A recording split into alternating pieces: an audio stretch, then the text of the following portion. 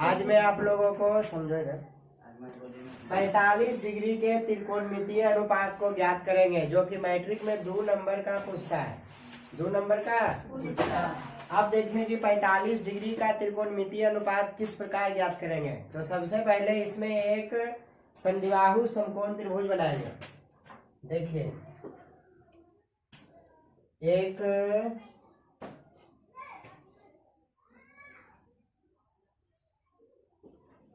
इसका नाम रख देंगे ए, बी और सी। अब देखिए 45 डिग्री के त्रिकोणमितीय अनुपात जब निकाल रहे हैं तो या तो ये होगा 45 डिग्री या तो सी होगा। यहाँ पर 90 डिग्री होता है जी, होता है ना जी सर। तो देखो यहाँ मानेंगे, माना कि ABC एक समद्विबाहु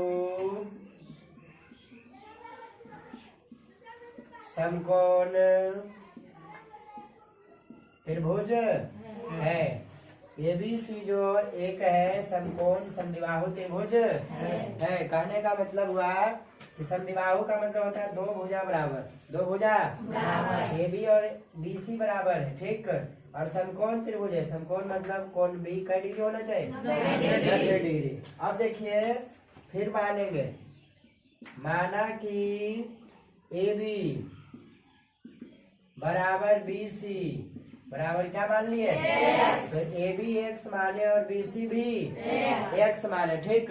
निकालना कई डिग्री का है, देखिए यहाँ 45 रख दिए, ठीक। यहाँ लिखेंगे कोण A बराबर कोण C बराबर कई डिग्री होगा, कोण A भी 45 होगा और कोण C भी 45 डिग्री का होगा। कोई दिक्कत। और B कितना होगा 90 डिग्री। अब देखिए थीटा के सामने क्या हो गया लंब, और ये क्या हो गया 90 डिग्री के सामने वाली भुजा कर्ण हो गया। तो कर्ण जब हो गया तो हमें क्या ज्ञात करना है, कर्ण ज्ञात करना है। तो पाइथागोरस प्रमेय से, कौन प्रमेय से, पाइथागोरस प्रमेय से। पाइथागोरस प्रमेय क्या है, देखिए कर्ण का स्क्वायर मतलब कर्ण का वर्ग बराबर अन्य 2 भुजाओं के वर्गों के योग के बराबर होता है। तो अन्य 2 भुजा देखिए थीटा के सामने क्या हो गया लंब, तो लंब का स्क्वायर प्लस आधार का स्क्वायर, आधार का स्क्वायर हो गया। अब देखिए कर्ण का नाम क्या हो गया AC, कर्ण का नाम AC। अब देखिए यदि कर्ण का नाम यहाँ पर AC है तो देखिए AC रख देते। आई स्क्वायर यदि हम हटाएंगे तो इधर रूट चढ़ेगा, चढ़ेगा रूट। इधर देखिए लंब का नाम क्या हो गया, थीटा के सामने लंब का नाम AB, तो AB के स्क्वायर होगा कि नहीं, प्लस आधार कितना हो गया BC, तो BC का स्क्वायर। जब भी स्क्वायर हटेगा तो रूट चढ़ेगा, ठीक। अब देखिए AB का वैल्यू कितना है, AB कितना माने थे x का स्क्वायर हो जाएगा, हो जाएगा ना, क्योंकि स्क्वायर है। AB का वैल्यू x स्क्वायर है तो स्क्वायर। BC कितना माने थे x, तो ये भी हो जाएगा x का स्क्वायर। कोई दिक्कत। अब देखिए x square plus x square, तो x square plus x square क्या हो जाएगा 2x, और इसका है कुछ नहीं तो 1 है ना, और इसका है कुछ नहीं तब 1 होगा।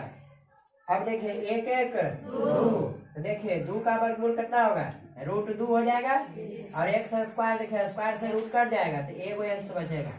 तो कर्ण हमारा कितना आ गया √2x। यहाँ तक कोई दिक्कत। अब देखिए बताए थे कि त्रिकोणमिति में 6 अनुपात होते हैं, sine cos tan cosec sec और कॉट, बताए थे ना। अब बारी बारी से रखेंगे, कई डिग्री के लिए 45 डिग्री के लिए, कोई दिक्कत। अब देखिए सबसे पहला साइन थीटा, साइन तो साइन थीटा बराबर क्या होता है, हाँ लंब बटे, अंग्रेजी में P बटे, हिंदी में लंब बटे कर्ण होता है कि नहीं। अब देखिए थीटा तो यहाँ लिख दिए, लेकिन थीटा कितना है? तो थीटा जब कै डिग्री देंगे? 45। समझ में आया? अब देखिए थीटा के सामने वाली भुजा लंब, तो लंब कितना हो गया? x। यहाँ x लिख देंगे बटा में। कर्ण कितना है? √2x। कोई दिक्कत है समझ में? तो थीटा के सामने वाली भुजा लंब और 90 डिग्री सामने वाली भुजा, और जो बच गया तो लंब बटे कर्ण, तो x बटे 2 √2x।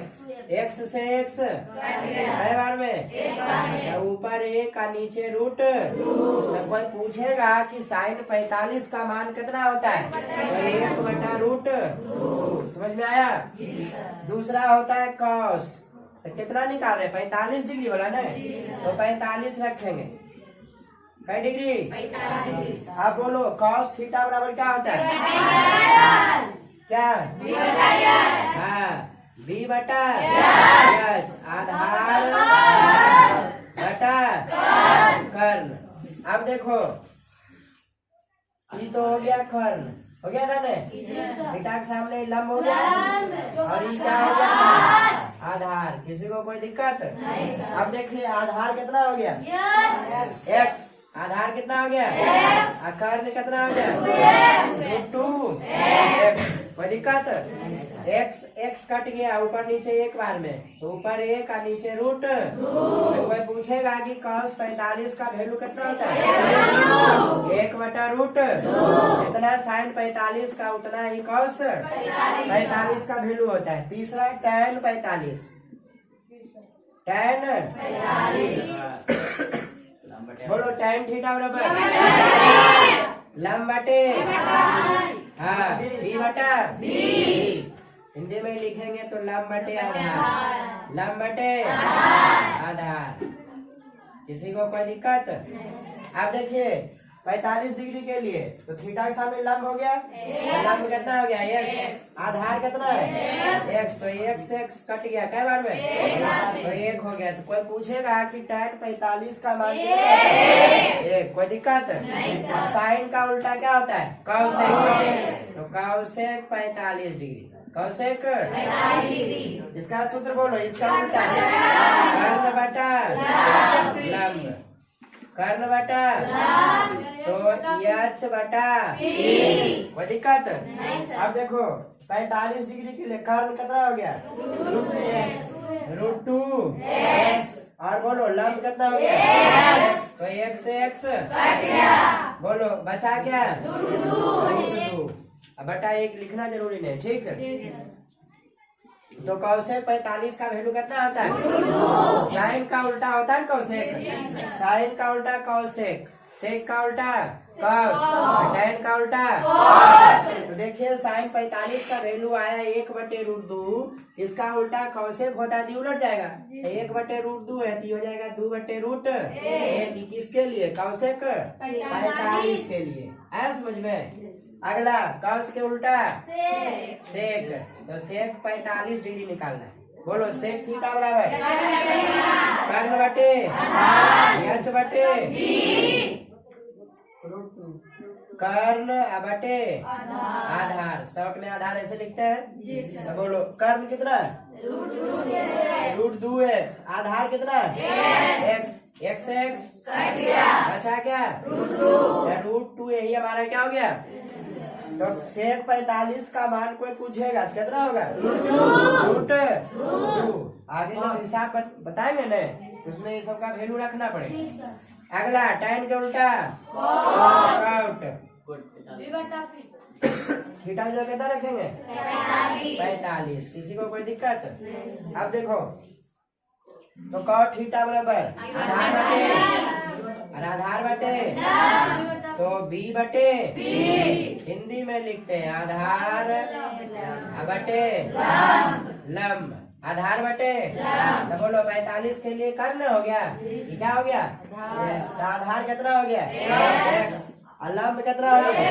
x। तो x से x कितने बार में? यही हमारा क्या हो गया? तो कॉट 45 का वैल्यू कितना होता है? एग्जाम में पूछेगा कि 45 डिग्री के त्रिकोणमितीय अनुपातों को ज्ञात, तो इतना लिखना पड़ेगा, बनाना पड़ेगा, तब 2 नंबर मिलेगा। इतना बना। हाँ है समझ में? ठीक।